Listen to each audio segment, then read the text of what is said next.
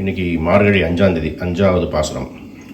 மாயனை மண்ணு வடமதுரை மைந்தனைங்கிற பாசுரம். அதுக்கு வந்து நம்ம என்ன எடுத்து வச்சிருக்கோம்? ஆண்டாள் வெண்பொங்கல் ஆயிடுச்சு.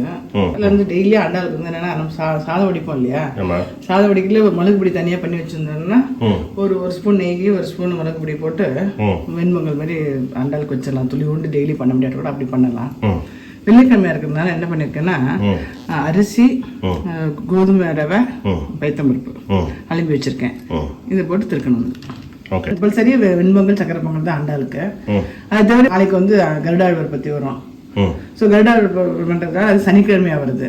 ஸோ அதனால என்னன்னா ஒரு உளுந்தோதுரை இல்லோதுரை அது மாதிரி ஒரு சாதமும் அன்னைக்கு குழம்பு கூட்டுலாம் பண்ணாமல் அப்படி சாதம் பண்ணிட்டு கருடாழ்வாருக்கு வந்து டைம் இருந்தால் அமிர்த கலசம் நம்ம பண்ணியிருக்கோம் இல்லையா. ஸோ இந்த வந்து புரட்டாசி மாதம் அந்த பிளேலிஸ்ட்டை பார்த்தானா தெரியும். புரட்டாசி மாதம் வந்து நம்ம தளிகையும் பிரசாதமும் பண்ணியிருக்கோம். ஸோ அது ரெண்டுத்தையும் அது கொஞ்சம் அப்படி பார்த்து பண்ணுவேன். அது அன்னைக்கு காத்தால டைம் பொறுத்து. நம்ம அமிர்த கலசம் வந்து 2-3 டைப்பில் பண்ணியிருக்கோம். ஆமாம், அமிர்த கலசம் ஒன்றும் இல்லை, அந்த இது மாதிரி பண்ண இந்த வீட்டில் வச்சு கொஞ்சம் கலசம் பண்ணணும். ஓகே, இன்னைக்கு வந்து இந்த வெண்பொங்கலும் பண்ணியாச்சு. இப்போ வந்து நான் வந்து சமையல் பண்ணிட்டு இருக்கேன். ஸோ அதனால் சமையல் பாத்திரமும் இருக்கும், கன்ஃபியூஸ் ஆகிடாதுங்க. நான் வந்து இப்போ வந்து திருக்கணம் தனியாக வச்சுருக்கேன் அப்படின்னு காமிக்கிறேன். முந்திரி பருப்பு பாதாம் யாரோ கேட்டிருந்தா முந்திரி பருப்பு யூஸ் பண்ணேன்னு நான் அன்னைக்கு இப்படின்னு சொல்லிட்டு போட்டேன். நீ வந்து என்ன வீடியோன்னு தெரியல, ஏன் முந்திரி பருப்பு போடல அப்படின்னு கேட்டா அன்னைக்கு இருந்திருக்காது அப்படின்னு போட்டேன். இல்லை அப்படி அதுவும் என்னன்னா முந்திரியோட பாதாம் ரொம்ப உடம்பு நல்லது. அதனால இது கொலஸ்ட்ரால் அது மாதிரிலாம் கூட எல்லாரும் பிரசாதம் எல்லாருமே எடுத்து பார்க்கல. அதனால வந்து உடம்புக்கு ஆகிறதுனால கொஞ்சம் கம்மியாக பண்ணிட்டு பாதாம் ஜாஸ்தி போடுவேன். இதுலேயே போட்டுட்டேன். இப்போ டக்குன்னு பண்ணுறதுனால இந்த பாதாம் முந்திரியை போட்டுட்டு இதையெல்லாம் ஒன்றா போட்டு வறுத்துருவோம். தளி வந்து தளி அடிக்கிறது முளைக்கீரை சாம்பார், அவரைக்காய் பொட்டு, கத்திரிக்காய் பொட்டு எல்லாம் பொறுத்துல பொறுத்து சாம்பார் பண்ணுறதுனால பொறுத்துலாம் பண்ணிட்டேன். அவரைக்காய் கூட்டு இருக்குமே நாளைக்கு கிறிஸ்மஸ் பழம் கொஞ்சம் பெருசாகிடுச்சு இல்லையா, போர் வந்தளவுக்கு வறுத்து போடுவோம். நல்லா வேகட்டும். நீங்கள் திருப்பாவை சொல்லிடுங்க, அதுக்குள்ளேயும் முடிஞ்சிடும். கதைப்பா திருப்பாவை பாசுரம் 5. மாயனை மண்ணு வடமதுரை மைந்தனை தூய பெருநீர் யமுனை துறைவனை ஆயர் குலத்தில் தோன்றும் அணிவிளக்கை தாயை குடல் விளக்கம் செய்த தாமோதரனை தூயோமாய் வந்து நாம் தூமலர் தூவி தொழுது வாயினார் பாடி மனத்தினார் சிந்திக்க போய பிழையும் புகுதருவான் நின்றனமும் தீயனில் தூசாகும் செப்பேலோர் என்பாவாய். 3மே வந்துட்டு அரிசி, கோதுமை, பைத்தம்பருப்பு ஆயிடுச்சு இல்லையா. கொஞ்சம் இந்த நாட்டுச்சக்கரை போட்டுருங்க. ஒரு கொதி வந்ததுக்கப்புறம் அடுப்பு சிம்மில் வச்சுட்டு அந்த பாலை விடணும். இல்லை அடுப்பு ஆஃப் பண்ணிட்டு கூட பால் விடலாம், ஒன்றும் பிரச்சனை இல்லை. பால் வந்து இப்போ காய்ச்சிட்டு தனியாக காய்ச்சிட்டு விடணும். இப்போ நான் என்ன பச்சை பால் எடுத்து வச்சுருக்கேன். ஆனால் அடுப்பு சிம்மில் போயிட்டு அதை விட்டுருவேன். அந்த சூட்டில் அது சரியாயிடும். அப்புறமா இதெல்லாம் போட்டுட்டு நைவேத்தியத்தை வச்சுருவேன். ஏலக்காய் பொடி, உப்பு,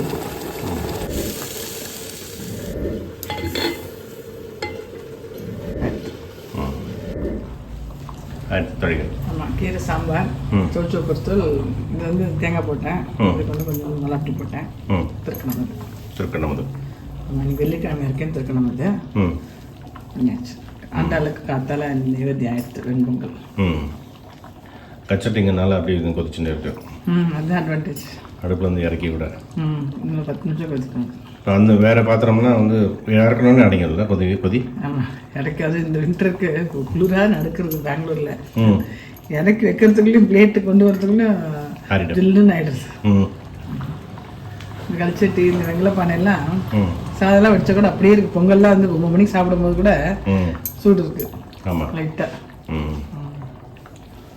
good gesture, your awesome, thank you.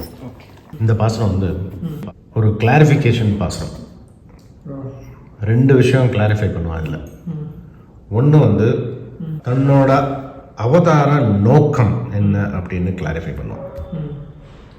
இதில் ஒன்று பண்ணுவான், கீசில் ஒன்று பண்ணுவான். ஆண்டாளுடைய அவதாரம் எதுக்காக இந்த பூலோகத்தில் ஆண்டாள் அவதாரம் எடுத்தா அப்படிங்கிறத சொல்கிற ஒரு பாசனம். இன்னொன்று வந்து இந்த மாயன் அப்படின்னு சொல்கிறோம் இல்லையா, மாயாஜாலம். கிருஷ்ணன் வந்து கிட்டத்தட்ட மாயாவி மாதிரி நம்ம பார்க்குறோம், மாயாஜாலம் பண்ணுறவன் அப்படின்னு. ஒரு விதத்தில் உண்மை இருந்தாலும் அதை பற்றி கிளாரிஃபை பண்ணியிருப்பான். ஸோ அது ரெண்டும் என்னன்னு பார்த்துருவோம். பிரளய காலத்தில் இந்த பூமியை வராக பெருமாள் வந்து மீட்டெடுக்கிறார். அது தெரியும் இல்லையா?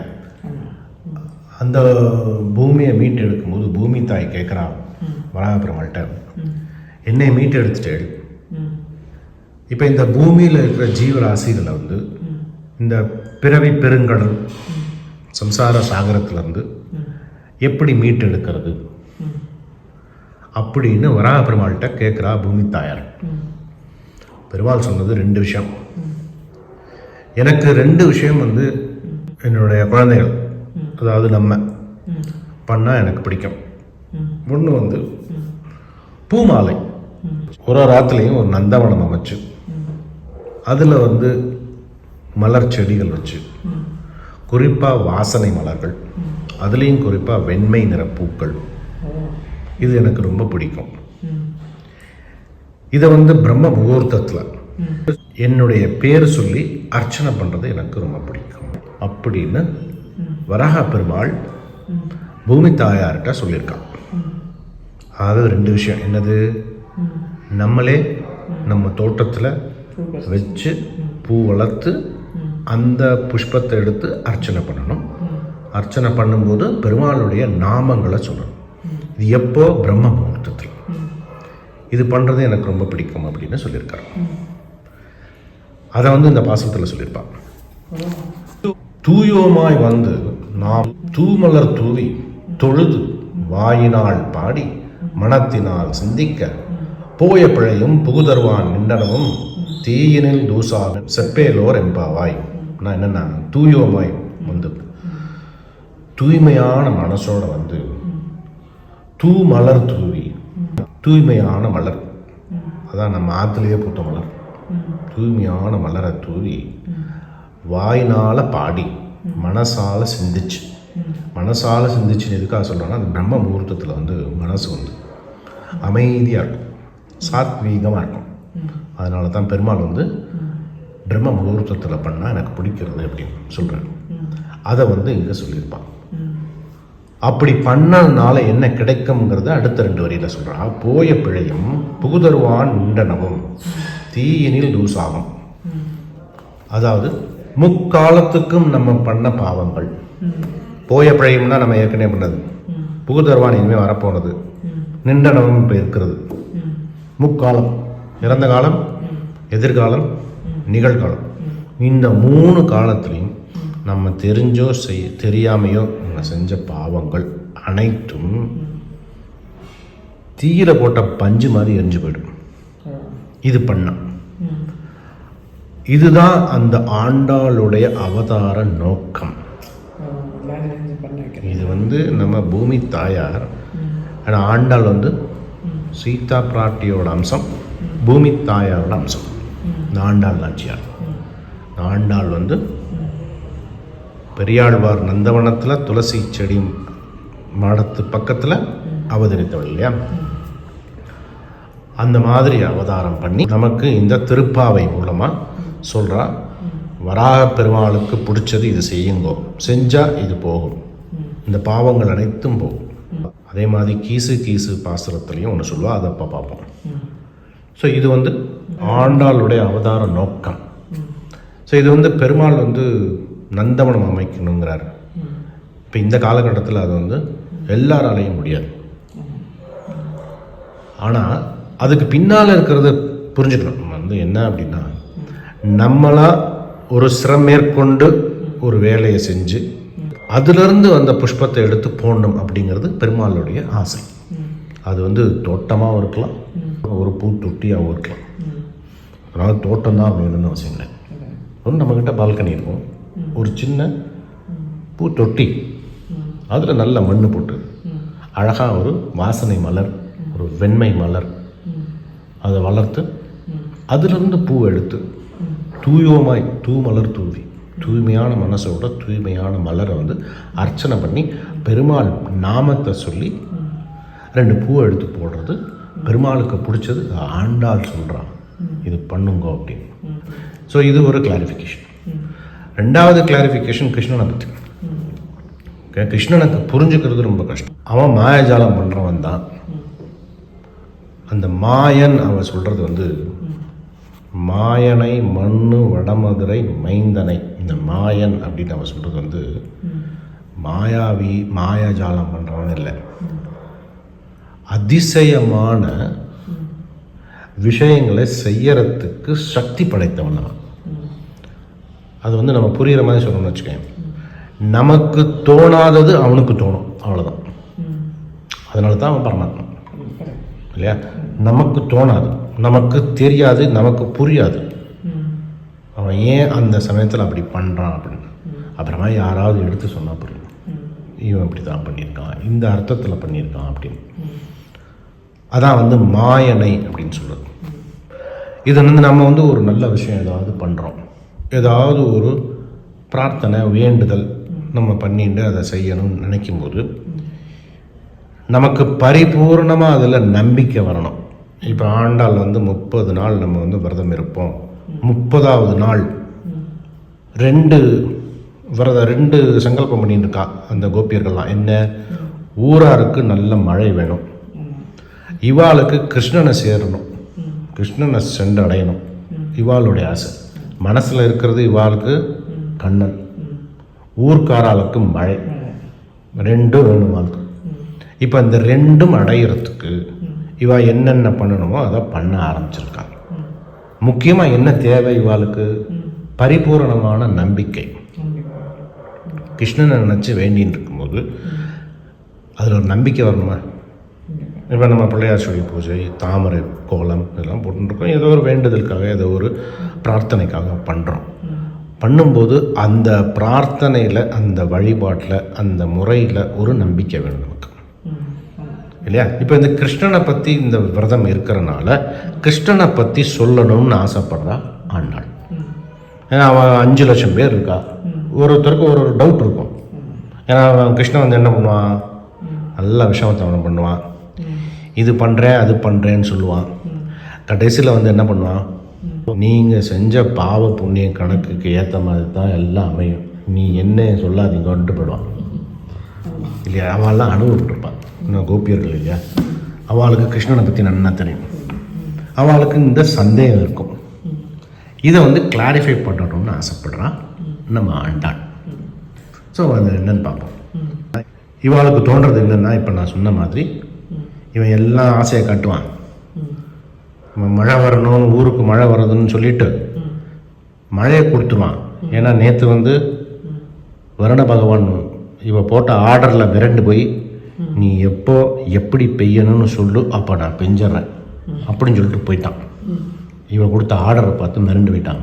ஸோ மழை வந்துடும்னு உறுதியாயிடுது. இப்போ இவாளுக்கெல்லாம் என்ன சந்தேகம் வந்திருக்கும், கிருஷ்ணன் வந்து ஏதாவது ஒன்று கொடுப்பான், ஒன்று கொடுக்க மாட்டான். கடைசியில் கேட்டால் நீ செஞ்ச பாவ புண்ணிய கணக்கெல்லாம் பார்த்தா உனக்கு என்ன வருமோ அதான் வரும் அப்படின்ட்டு போயிடும். அப்படின்னு இவ கேட்டால் இவாளுக்கு மனசில் தோணித்து அப்படின்னா இந்த விரதத்தோடைய நோக்கம் ஃபெயில் ஆகிடும். அதனால் அவள் கிளாரிஃபை பண்ணுறான். இவன் ஏற்கனவே இந்த மாதிரி பண்ணியிருக்கான் ஒருத்தருக்கு, எல்லாம் செய்கிறேன்னு சொல்லிவிட்டு லாஸ்ட்டில் எஸ்கேப் ஆகிடுவான். இந்த கதையை சொல்கிறான். அந்த கதை என்னன்னா, மகாபாரதத்தில் குருக்ஷேத்திர யுத்தமெல்லாம் முடிஞ்சிட்டு எல்லாம் ஏகப்பட்ட அழிவு, யுத்தம் முடிஞ்சு பாண்டவர்கள் ஜெயிச்சாச்சு. தர்மபுத்திரனுக்கு ராஜாங்கம் பட்டாபிஷேகம் பண்ணிட்டு அங்கேருந்து மதுரா போயின்னு இருக்கான் கிருஷ்ணன். போகிற வழியில் ஒரு பாலைவனத்தில் போயின்னு இருக்கும்போது அங்கே ஒரு முனிவர், அவர் பேர் உத்தங்கர் அப்படின்னு சொல்லுவாள். இந்த முனிவர் வந்து அங்கே தபஸ் பண்ணிட்டு இருக்கார். அவர் கிருஷ்ணனை பார்த்துட்டு நலம் விசாரிக்கிறார். எப்படி இருக்கா, என்ன தெற்குலேருந்து வரியே, பாண்டவர்கள் கௌரவர்கள்லாம் அவள்லாம் எப்படி இருக்கா அப்படின்னு நலம் விசாரிக்கிறார். அப்போது கிருஷ்ணன் சொல்கிறான், நீங்கள் வந்து யோக நித்திரையில் இருந்தனால உங்களுக்கு நடந்த விஷயங்கள் தெரியல போல இருக்கு. குருக்ஷேத்திர யுத்தம் முடிஞ்சது, பாண்டவர்கள் ஜெயிச்சிட்டாங்க, கௌரவர்கள் யாரும் இல்லை, பாண்டவர்களுடைய வாரிசும் இல்லை, பேரன் ஒரே ஒரு பேரன் பரீட்சித்து மட்டும்தான் இருக்கான் அப்படின்னு நடந்ததெல்லாம் சொல்லிட்டு இருக்கார். அந்த உத்தங்கருக்கு வந்து ரொம்ப வருத்தமாயிடுத்து, கோபமாயிடுத்து கிருஷ்ணன் மேலே. டக்குன்னு கிருஷ்ணனை பார்த்து முறைக்கிறார். கிருஷ்ணா, நான் உனக்கு சாபம் கொடுத்துருவேன். நான் என்ன பண்ணேன் அப்படிமா கிருஷ்ணன். அப்போ சொல்றார், நீ நினச்சிருந்தா இதை தடுத்துருக்கலாம், எல்லாரையும் மாதிரி நமக்கு இன்னைக்கும் தோணும் கிருஷ்ணன் நினச்சா பண்ணிக்கலாமே. உத்தங்கர் பார்த்தது, நீ நினச்சிருந்தா இந்த யுத்தத்தையே தடுத்துருக்கலாம், நீ இப்படி பண்ணிவிட்ட, நான் உன்னை சபைக்கு போகிறேன்.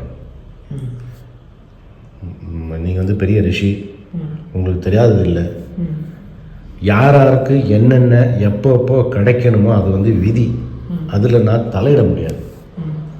நான் வந்து ஒரு வழி தான் காட்ட முடியும், ஒருத்தருக்கு அறிவுரை தான் சொல்ல முடியும். எடுத்துக்கிறதும் எடுத்துக்காதும் அவளுக்கு விட்டது, நான் வந்து அதில் தலையிட முடியாது அப்படின்னு சொல்கிறார். சொல்லிட்டு அவருக்கு வந்து விஸ்வரூப தரிசனம் அர்ஜுனுக்கு காமிச்ச மாதிரி உத்தங்கருக்கும் விஸ்வரூப தரிசனம் கொடுக்குறார். அந்த முனிவர் வந்து சேவிச்சுக்கிறார். அப்போ கிருஷ்ணன் கேட்குறான், உங்களுக்கு என்ன வேணும், எங்கிட்ட இருந்து வரம் ஏதாவது வேணும்னா கேளுங்க தரேன். அப்போ அவர் சொல்கிறார், இந்த பாலைவனத்தில் நான் தபஸ் பண்ணிட்டு இருக்கேன், அடிக்கடி தாகம் எடுக்கிறது எனக்கு. கிருஷ்ணா, எனக்கு தண்ணி வேணும் அப்படின்னா எனக்கு வந்து தண்ணி கிடைக்கணும், அது மட்டும் கொடுப்பா அப்படிங்கிற. தண்ணி என்ன அமுதமே தரேன் அப்படின்னு சொல்லிட்டு வரத்தை கொடுத்துட்டு கிளம்பிடுறான். இவர் திருப்பி தபஸில் உட்கார்றாரு. தபஸில் உட்காந்துன்னு இருக்கும்போது கரெக்டாக திருப்பி தண்ணி தாகம் எடுக்கிறது அவருக்கு. கிருஷ்ணா, தண்ணி வேணும். தண்ணியும் இல்லை, ஒன்றும் வரல. இவர் சுற்றி முற்றி பார்க்குறாரு, ஏன்னா இவன் அமுதமே கொடுக்குறேன்னு சொல்லிட்டு போனால் இவன் எப்போ மேலே வேலையை கட்ட ஆரம்பிச்சிட்டான் அப்படின்ட்டு திருப்பி கிருஷ்ணா தண்ணி வேணும். இன்னும் ஜோராக சுத்தமாக கத்தி பார்க்குறாரு.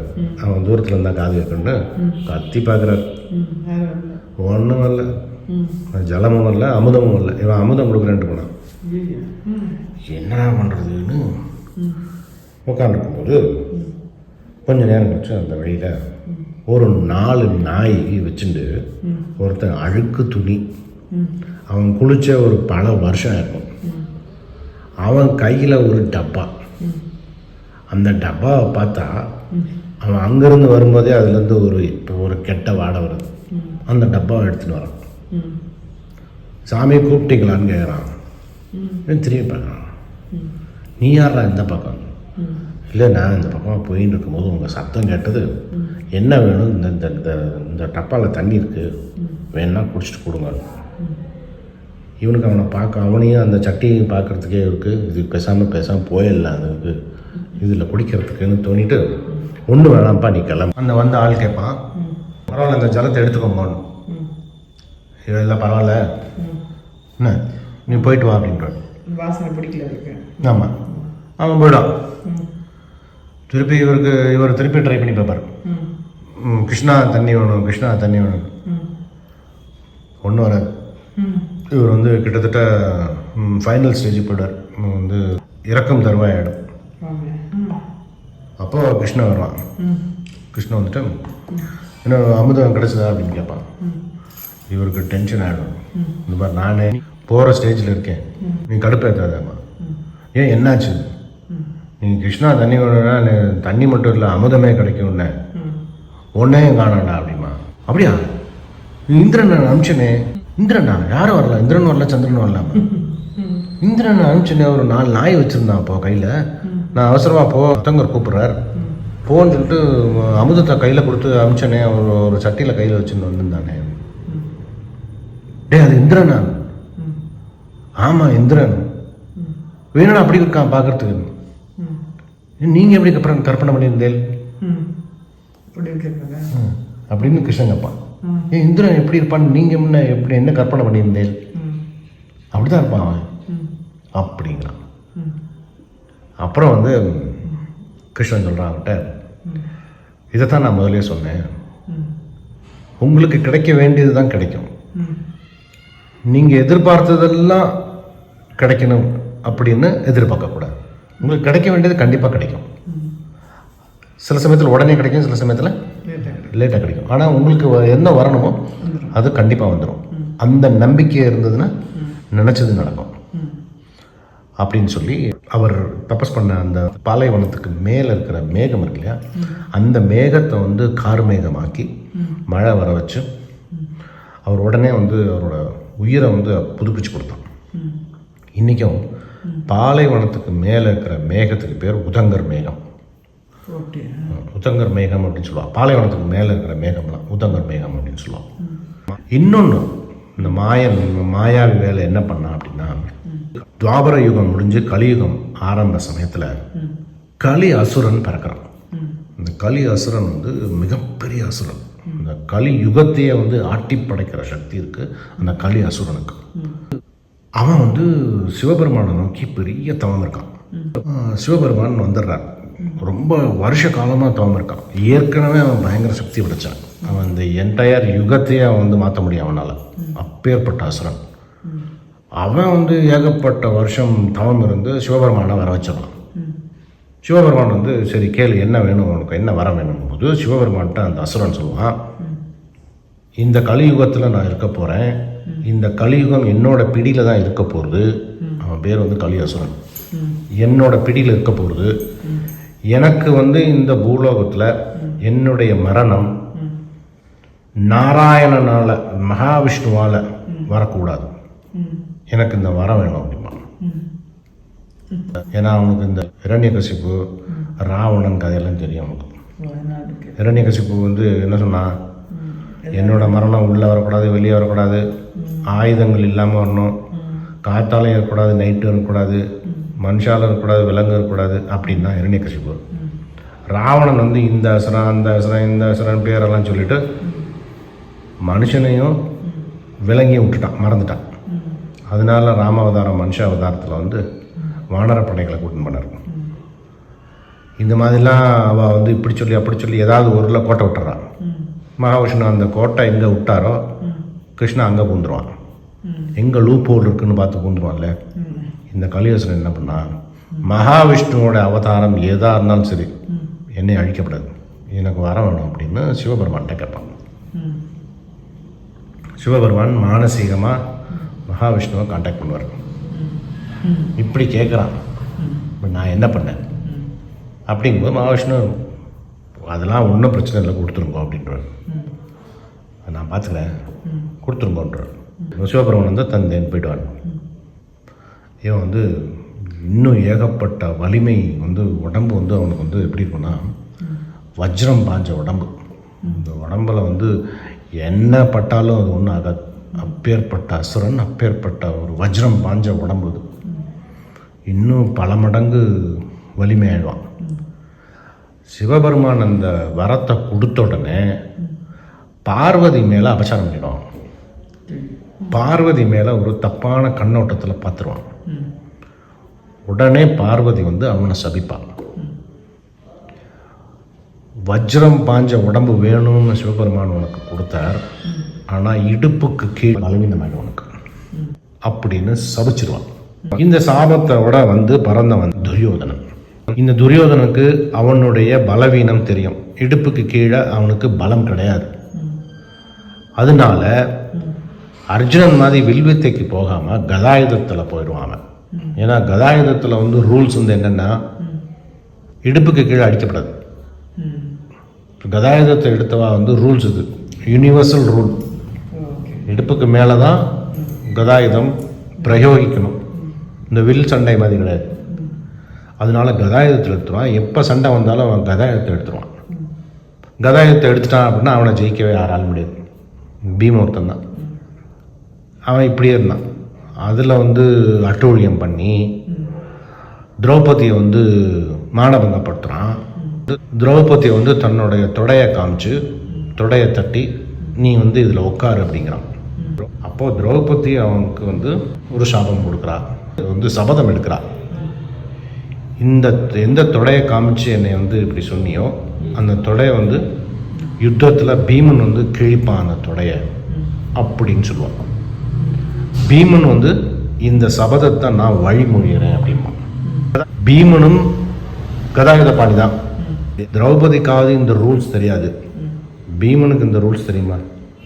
ஏன்னா அவனும் அந்த கதாயுதத்தை தான் வச்சிருப்பான். அவனுக்கு ரூல்ஸ் தெரியாதா? இடுப்புக்கு கீழே அடிக்கக்கூடாது. ஆனால் அவன் வழிமொழிகிறேன்றான். இப்போ கிருஷ்ணனுக்கு ஏற்பட்ட தர்ம சங்கடத்தை பாரு. மகாவிஷ்ணுவோட எந்த அவதாரமும் அவனை வந்து அழிக்க முடியாது. அப்பேற்பட்ட வரம் இருக்கு. இன்னொன்று, கதாயுதத்தில் வந்து தொடைய கிழிப்பேன்னு திரௌபதி சொல்லியிருக்கா. பீமனும் ஆமான்னு சொல்லிட்டான். இவனை அழிக்கிறதுக்கு பீமனால் மட்டும்தான் முடியும். ஆனால் இவன் எடுத்த சபதம் வந்து இல்லீகல். இப்போ இதுக்கு என்ன வேணும்? யாரும் யோசிக்காத அளவுக்கு வித்தியாசமாக யோசிக்கணும். அதான் மாயன் அப்படின்னு சொல்கிறோம். அதுதான் மாயன். மாயனை அப்படின்னா நம்மளை மாதிரி ஒரு ஜென்ரலாக திங்கிங் பண்ணுறவாளுக்கு அப்பாற்பட்ட சக்தி இருக்கனால தான் இப்படிலாம் யோசித்து இதை வந்து ஜெயிக்க முடியும். இல்லை நமக்கு இது இந்த கண்டிஷன் 2 கண்டிஷன் இப்போ பார்த்தோன்னே நம்மளாம் விட்டுரும். இது நம்மளால முடியாது. இந்த மாதிரி சமயத்தில் கிருஷ்ணன் வந்து எப்படி நான் யோசிக்கிறான்? மைத்ரேயர்னு ஒரு முனிவர். இந்த மைத்ரேயர் முனிவரை போய் காண்டாக்ட் பண்ணுறான். காண்டாக்ட் பண்ணி நீங்கள் போய் திருதராஷ்டிரனுக்கு போய் புத்திமதி சொல்லிட்டு வாங்க. பாண்டவர்கள் வந்து அவங்க கூட பிறந்த அண்ணனோட பசங்க. அவன் வந்து இப்படி பண்ணப்படாது, கொஞ்சம் புத்திமதி சொல்லிட்டு வாங்கன்னு மைத்ரேய முனிவர்கிட்ட சொல்லி அவனை திருதராஷ்டிரன் அனுப்பான். திருதராஷ்டிரன் யார்? கௌரவர்களோட அப்பா. அவன் மைத்ரேய முனிவர் வந்து பேசுகிறார். இந்த மாதிரி பண்ணுறது தப்பு. பாண்டுவோட பசங்க அவளுக்கு என்ன கேட்குறாளோ அதை கொடுத்துட்டு இந்த யுத்தத்தெல்லாம் நிறுத்து துரியோதன்கிட்ட சொல்லும்போது திருதராஷ்டிரன் சொன்னால், நான் சொன்னால் கேட்க மாட்டான், நீங்கள் போய் சொல்லுங்க அப்படின்னு திருதராஷ்டிரன் சொன்னான். திருதராஷ்டிரன் சொன்னனால மைத்ரேய முனிவர் துரியோதனை பார்க்க வர்றார். துரியோதன்கிட்ட வந்து அட்வைஸ் பண்ணார், பண்ணாத, அவளுக்கு ஒரு பங்கு கொடு, ராஜ்யத்தில் அவளுக்கு ஒரு பங்கு கொடு, அவள் ராஜ்யம் பண்ணிட்டு இருக்கட்டும், யுத்தம் வேண்டாம் அப்படிங்கும்போது இவன் வந்து தொடையை தட்டின்னு சிரிக்கிறான். யாரு? துரியோதன். அப்போ வந்து அந்த முனிவர் வந்து சபிக்கிறார். இதே தொடையால் எப்படி தொடையை தட்டி என்னை வந்து அவமானப்படுத்தினியோ இதே தொடையில் பீமன் வந்து உன்னைய யுத்தத்தில் கிழிப்பான், அவனுடைய கதாயுதத்தில் கிழிப்பான் அப்படின்னு சாபம் விட்டுறான். இப்போ அந்த கிருஷ்ணன் வந்து என்ன பண்ணான்னா சபதத்தை சாபமாக்கிட்டான், இல்லீகலை லீகல் ஆகிட்டான். புரியுதா? 18வது நாள் யுத்தத்தில் 18வது நாள் கடைசி நாள் குருக்ஷேத்ரா யுத்தம் நடக்கிறது. பீமனும் துரியோதனனும் கதாயுதத்தில் யுத்தம் பண்ணிட்டு இருக்கா. இவா 2 பேருக்கும் கதாயுதத்தில் குரு வந்து பலராமன். பலராமன் அந்த யுத்தத்தை பார்க்கறதுக்காக யுத்த காலத்துக்கு வந்திருக்கார். பலராமன் அப்படிங்கிறது வந்து ஆதிசேஷனோட அம்சம். அவர் வந்து அந்த பக்கம் துரியோதன் பக்கம் நின்றுருக்கார். கிருஷ்ணனும் அர்ஜுனனும் பீமன் பக்கத்தில் நின்றுட்டு 2 பேரும் வந்து சப்போர்ட் பண்ணிட்டு இருக்கா 2 பக்கத்தையும். இவன் யுத்தத்தில் இருக்கிற அந்த கான்சன்ட்ரேஷன் பீமனுக்கு இவன் எடுத்த சபதத்தை மறந்துடுறான். இவன் யுத்தத்திலே தான் இருக்கான். யுத்தத்தில் என்ன நெறிமுறை இருக்கோ அதை அப்படியே ஃபாலோ பண்ணிட்டு இருக்கான். இடுப்புக்கு கீழே போகவே இல்லை. யுத்தம் போகிற போக்கு பார்த்தா பீமன் சோர்வாயிடுவான். கொஞ்ச நேரத்தில் அவனால் ஜெயிக்க முடியாது. ஏன்னா வஜ்ரம் பாஞ்ச உடம்பு, இடுப்புக்கு மேலே அவனால் ஒன்றுமே பண்ண முடியாது. யாராலையும் ஒன்றும் பண்ண முடியாது. இடுப்புக்கு மேலே தான் அடிச்சுட்டு இருக்கான் பீமன். ஒன்றுமே பண்ண முடியாது. சோர்வடைகிற சமயம் கிருஷ்ணன் வந்து அர்ஜுனன்ட்ட சொல்கிறான், அர்ஜுனா 13 வருஷம் ஆயிடுத்து பீமன் வந்து சபதம் எடுத்து, பீமனும் திரௌபதியும் ஒரு சபதம் எடுத்தா, அந்த சபதத்தை இவன் மறந்துட்டான் போல இருக்கு. 13 வருஷம் ஆயிடுச்சு இல்லையா, அவனுக்கு மறந்துட்டான் போல இருக்கு அப்படின்ன உடனே இங்கே அவன் வந்து பீமனுக்கு ஓ தொடையில் அடிக்கணும் அப்படின்னு சபதம் எடுத்துமே, திரௌபதியும் சொன்னாலேன்னு ஒரே போடு தொடையில் சுருண்டு விழுந்துருவான். ஒரே அடி தான். அவ்வளோ நேரம் போராடினவன் பீமன் வந்து தொடையில் ஒரே அடி செத்துருவான் துரியோதன். அப்போது பலராமனுக்கு கோவம் வந்துடும். பலராமன் வந்து ஆச்சாரியா குரு, அவளுக்கு சண்டை சொல்லி கொடுத்த குரு. பீமனை அடிக்கிறதுக்கு பலராமன் வருவார். அப்போது கிருஷ்ணா வந்து அண்ணா நிறுத்துங்க, ஏன் என்னை நிறுத்துற, அவன் செஞ்சது தப்பு, இது நெறிமுறை கிடையாது, இது நியாயம் கிடையாது, தர்மம் கிடையாது, யுத்த தர்மமே இல்லை, இது எப்படி அவன் இடுப்புக்கு கீழே அடிக்க முடியும் கதாயுதத்தில் அப்படிங்கும்போது கிருஷ்ணன் சொல்லுவான், இது மைத்ரேய மகரிஷியோட சாபம். இது இவா சபதத்துக்காக பீமன் பண்ணலை. அவனுக்கு சாபம் இருக்குன்னா அவன் பீமன் வந்து அடிக்கலைனாலும் அந்த கதாயுதம் தவறி கூட அவன் தொடையில் படுறதுக்கு இன்னைக்கு அவனோட விதி இருக்குது. அப்படி அவனோட விதி எப்படி இருக்குது, சாபம் இருக்குது அப்படின்னு சொன்னோடனே பலராமன் வந்து சரிப்பா எனக்கு இது தெரியாது அப்படின்னு சொல்லி போடுவார்.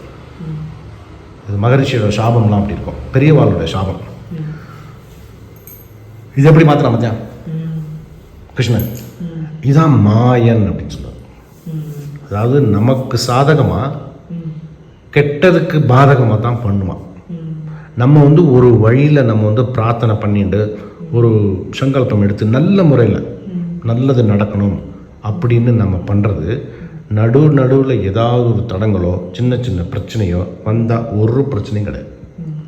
நம்ம வந்து கிருஷ்ணனை நினச்சிட்டு மனசில் நினச்சிட்டு பண்ணுறோம் இல்லையா, அது போகிறோம். நமக்கு எதாக இருந்தாலும் காப்பாற்றிடுவான், எப்படியாவது காப்பாற்றிடுவான், ஏதாவது ஒரு மாயாஜாலம் பண்ணி காப்பாற்றிடுவான், நமக்கு நல்லது கொடுத்துருவான்.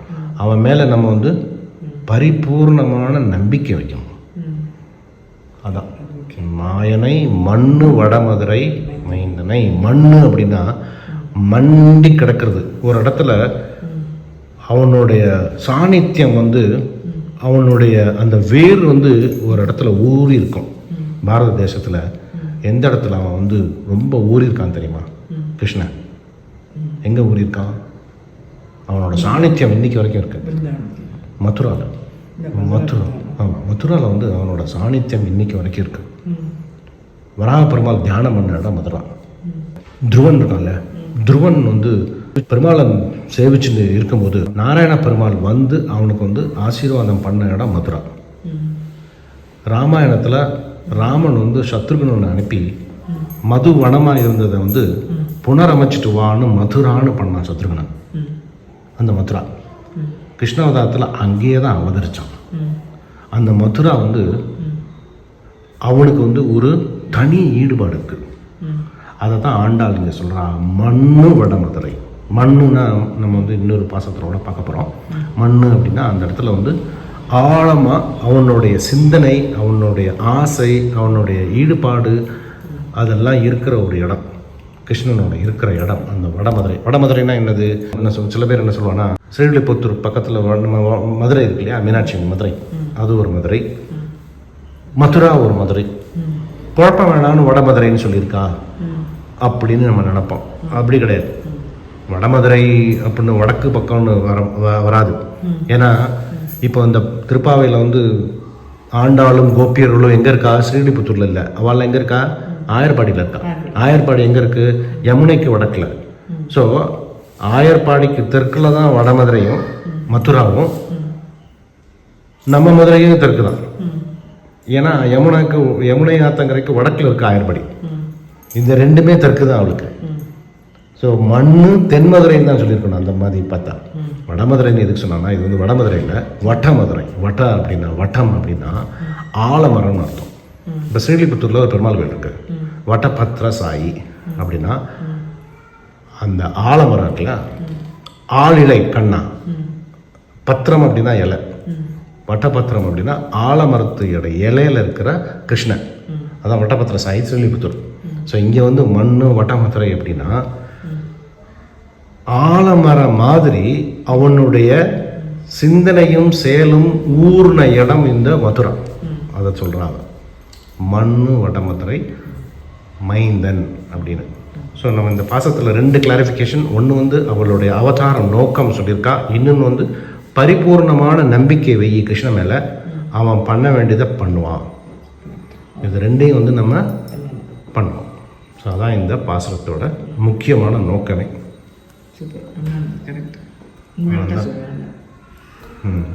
Okay, thank you. ரிசல்ட்டை பார்க்கக்கூடாது, நம்ம பண்ணுற வேலையை கரெக்டாக பண்ணிட்டு இருக்கோம். அதான் கீதையில் சொல்கிறான், நீ பலனை பற்றி எதிர்பார்க்காத, உன்னுடைய முயற்சியை மட்டும் தவறாமல் எடுக்கணும், அதில் நம்பிக்கை வச்சு பண்ணு அப்படின்னு சொல்கிறான். அதை தான் ஆண்டாள் வந்து வழிமொழி தான் இந்த பாசனத்தில். Okay, thank you.